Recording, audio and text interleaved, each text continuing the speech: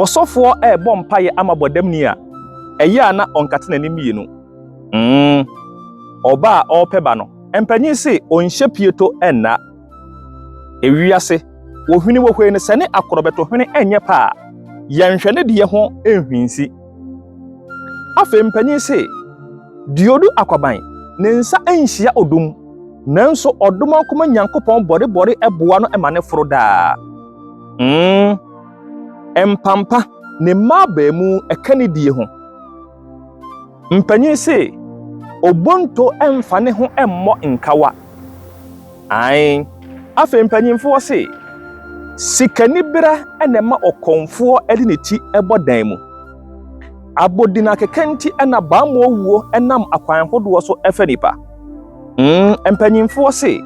ohia etese ewo enore eye faako mpanyin se ahoma edabo so a saa ahoma koro no yentwa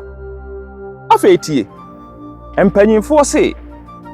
abusua etese enhwiren egugu akuakuo abusua etese enhwiren egugu akuakuo afei bra na memu ba etwato enkyerɛw mpanyin se bone etese aduhwam eka wo ho a edi wachi piao enenso dia mede abesumwo nie kai se medi ni bio eye sack of wisdom abiri bia ne mebehia no mede be nyansa kasa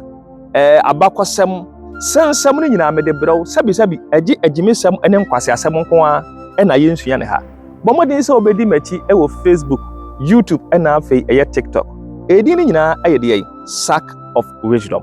meda wase bomodin se obekọ nwakosua bebiri ewo me platform ho nyame ya adom a yebesan ahia eye dasende makrao piao